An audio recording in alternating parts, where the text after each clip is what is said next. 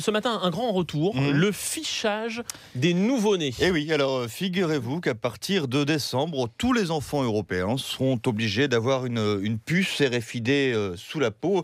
C'est très sérieux, je l'ai lu sur plusieurs sites qui s'appellent notamment astucefemme.net, vieincroyable.com ou encore horoscope.fr. Des articles partagés des milliers de fois depuis cet été sur Facebook qui nous expliquent que la puce en question va fonctionner comme un espèce de capteur GPS qui va charger une batterie micro-jetable tous les 2 ans à changer dans les cliniques de l'État.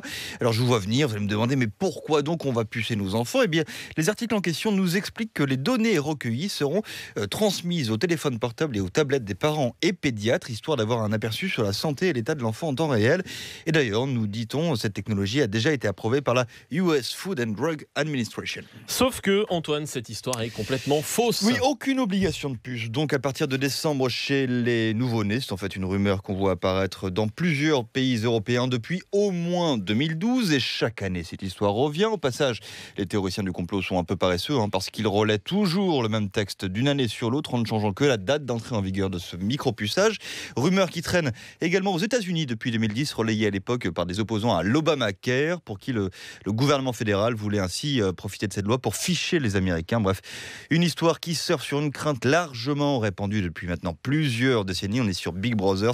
C'est le bonheur des conspirationnistes, celle d'une société de surveillance généralisée. Mais il me semblait que les exemples d'implantation de puces sous la peau existaient. Ben oui, on a des exemples qui font l'actualité de temps en temps depuis une quinzaine d'années maintenant. Il y a une société belge qui proposait en février dernier des salariés volontaires de remplacer leur badge d'accès par une puce sous la peau.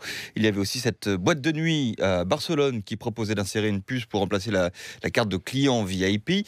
Bref, des puces pour faciliter une identification.